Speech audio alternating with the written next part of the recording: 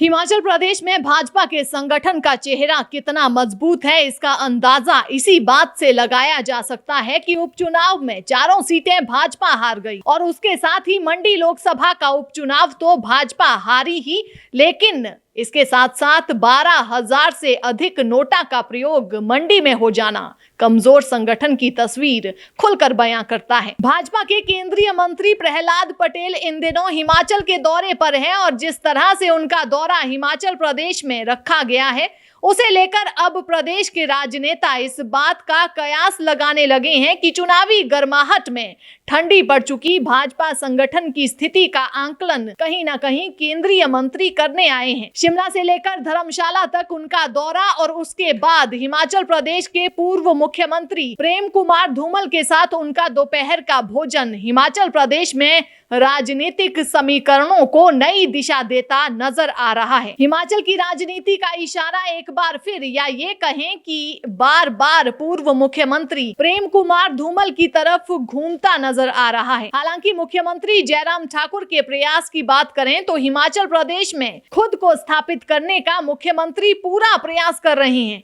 और जो बजट हिमाचल प्रदेश का हाल ही में आया है वो भी उसकी तरफ इशारा करता है। लेकिन कहीं ना कहीं भाजपा के भीतर बगावत की जो चिंगारी सुलग रही है और जो माहौल भाजपा के बहुत से कार्यकर्ताओं और नेताओं के बीच पिछले 4 साल से अधिक समय से हिमाचल प्रदेश में बना है, उस माहौल को भाजपाई दरकिनार नहीं कर सकते। यही कारण है कि जयराम ठाकुर के बार बार प्रयास करने के बाद भी माहौल में कोई बदलाव देखने को नहीं मिलता। केंद्रीय मंत्री प्रहलाद पटेल का आज पूर्व मुख्यमंत्री प्रेम कुमार धूमल के साथ भोजन इस बात का संकेत देता है कि परिवार एक बार फिर से हिमाचल प्रदेश की राजनीति में निर्णायक भूमिका में खड़ा दिख सकता है। लेकिन ये तब तय होगा जब 10 तारीख को 5 राज्यों के चुनावी नतीजे निकल कर आएंगे और कहीं ना कहीं पंजाब और उत्तराखंड में अगर भाजपा को झटका लगेगा तो धूमल परिवार का कद हिमाचल प्रदेश में बढ़ाने के सिवा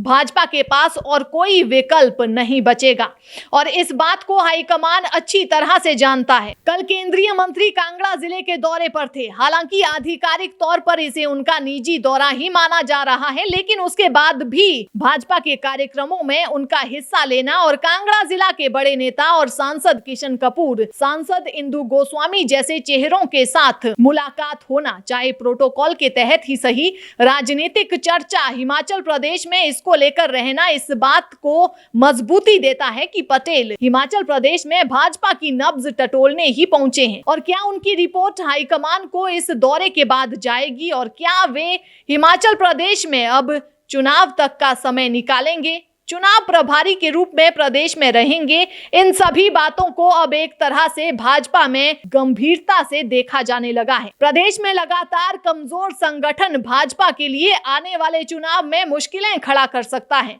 वहीं पंजाब के चुनावों के दौरान भी हिमाचल प्रदेश से ही भाजपा का एक गुट इस बात को लेकर सक्रिय रहा कि केंद्रीय मंत्री अनुराग ठाकुर पंजाब के चुनाव प्रचार का हिस्सा ना बने। लेकिन उसके बाद भी भाजपा के ही लोगों ने स्पष्ट रूप से महामंत्री संगठन बीएल संतोष से आग्रह किया कि पंजाब में अनुराग का व्यापक प्रभाव है, इसीलिए उन्हें पंजाब में चुनाव प्रचार के लिए जरूर भेजा जाए। इतना ही नहीं, पंजाब चुनावों के दौरान एक बैठक में ऐसे माहौल की चर्चा भी रही जिसमें भाजपा के एक बहुत ही बड़े राजनेता को लेकर नाराजगी दिखाई दे रही थी और ये राजनेता हिमाचल प्रदेश से थे, जिसे हिमाचल के ही कुछ नेताओं के सामने पंजाब में हिमाचल के रहने वाले लोगों ने, जो कि पंजाब की राजनीति में सक्रिय है, नालायक तक कह दिया। ये कहा जा रहा था कि हिमाचल प्रदेश में अगर किसी नेता का पंजाब चुनाव प्रचार में कोई प्रभाव रहेगा तो वो अनुराग ठाकुर का ही रहेगा। इस तरह की सारी स्थिति से भाजपा परिचित भी है और भाजपा का हाईकमान भी परिचित है। ऐसे में अब प्रहलाद पटेल का हिमाचल का दौरा चल रहा है और इसमें धर्मशाला, शिमला, हमीरपुर और अभी उनका ऊना का दौरा होना बाकी है। मतलब ये है कि वे जगह जगह अगर जा रहे हैं तो धार्मिक स्थानों के दर्शन जरूर कर रहे हैं, लेकिन राजनीतिक चर्चा भी जरूर कहीं ना कहीं वे इस बहाने से कर रहे हैं, जिसका प्रभाव आने वाले कुछ समय में देखने को जरूर मिल सकता है।